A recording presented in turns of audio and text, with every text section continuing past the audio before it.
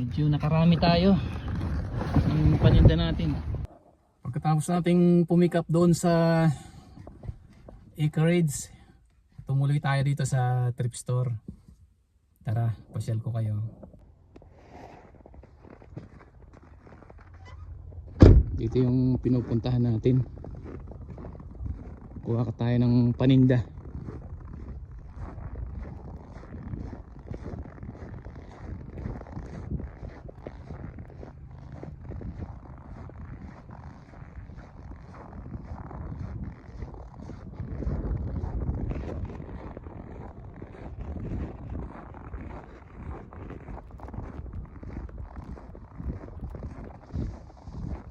Marami tayong makukuha dito.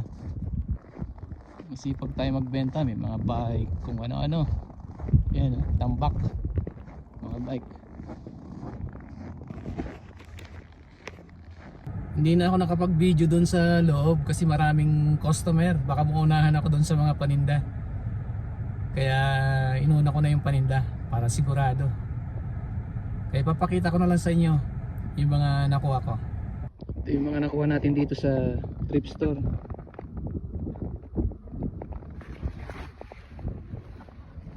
Medyo nakarami tayo ng paninda natin.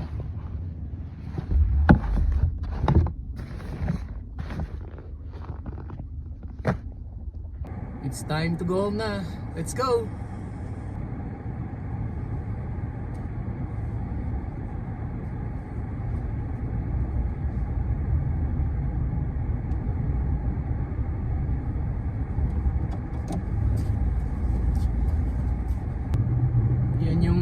Buhay senior dito, kailangan nating kumita ng extra.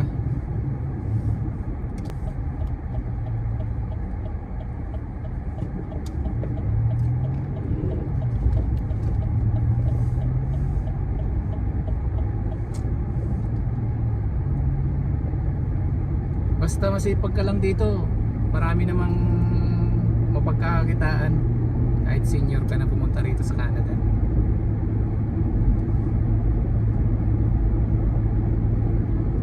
Sipag-sipag lang. Ito, kumuha tayo ng mga paninda doon sa Salvage Center. Yun yung kung saan nagdo-donate yung mga tao dito sa town na ito. Para siyang thrift store, pero more on ano siya, yung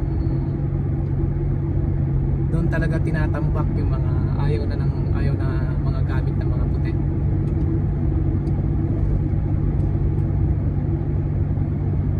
Tiyagaan lang yung pamimili ng mga paninda dahil tambak.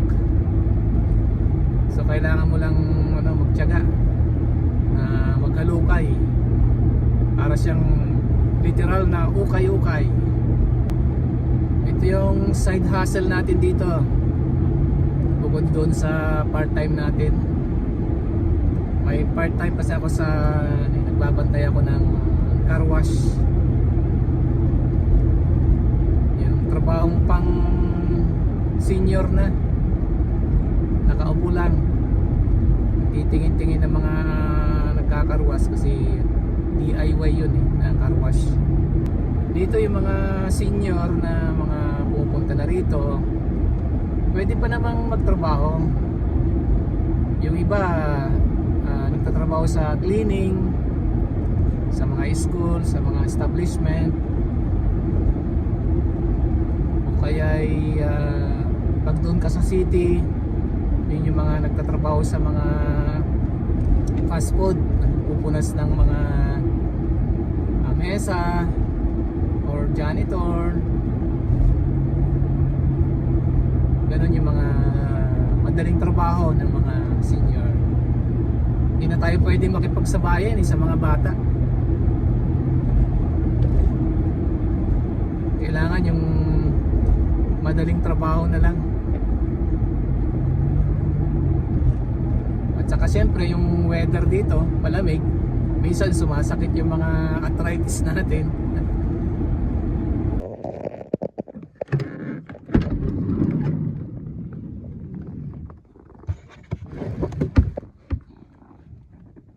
Check natin isa-isa itong nakuha natin sa thrift store. May nakuha tayong Bauer Supreme S190. Walang issue. Konting linis lang. Junior large. Yan yung loob. May konting flaws pero okay lang yan. Sa uling Bauer, wala ring issue. Supreme 2S Pro, youth naman to, large. Yan yung loob, ayos naman. Konting flaws.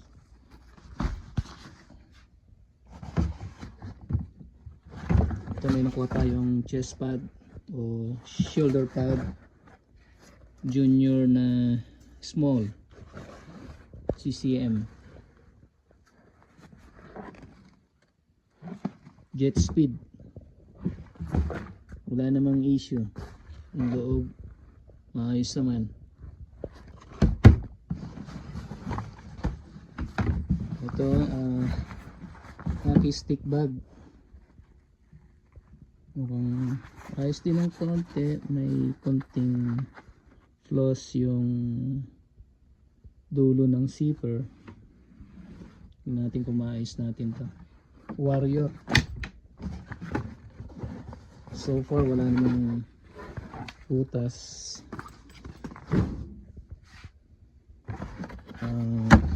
Shin pad, shin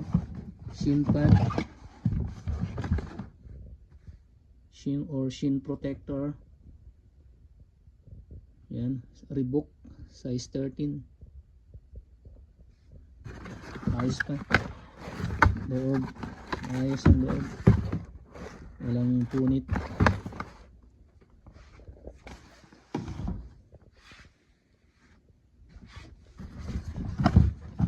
Meron tayo na akong elbow. Jufa.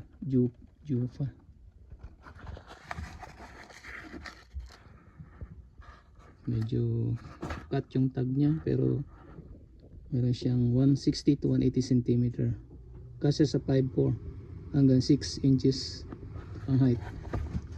So pang ano ito, junior or adult pwede rin.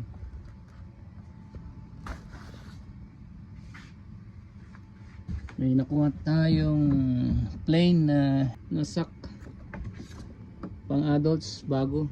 May swing tag pa. Yan, wala lang sa plastic pero brand new, pang adults.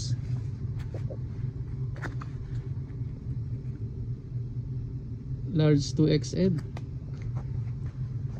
plain na black.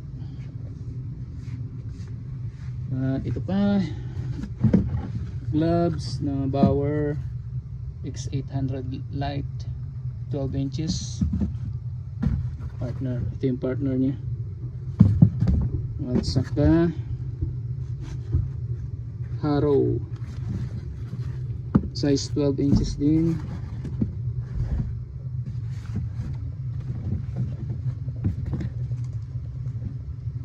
Isang short, hockey short.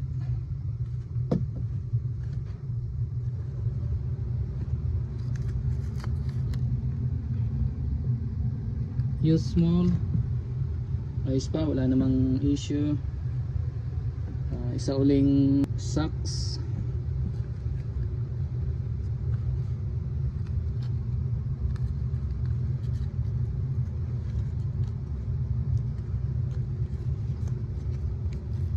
Adult medium. Yan, black na may stripe na yellow at white. Ito, blade protector.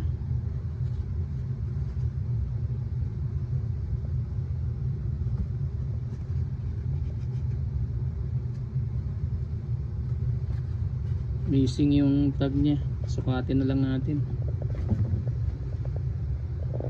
So, may nakuha tayong dalawang cup at saka ito taekwondo glove. Pero mukhang bago pa ito, hindi ganong gamit. So yun yung nakuha natin sa thrift store. Ayan siya.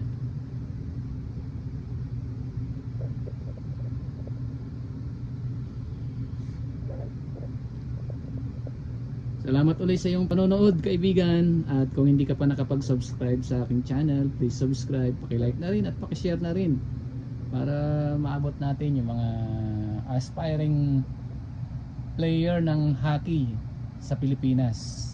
Maraming salamat po and God bless you.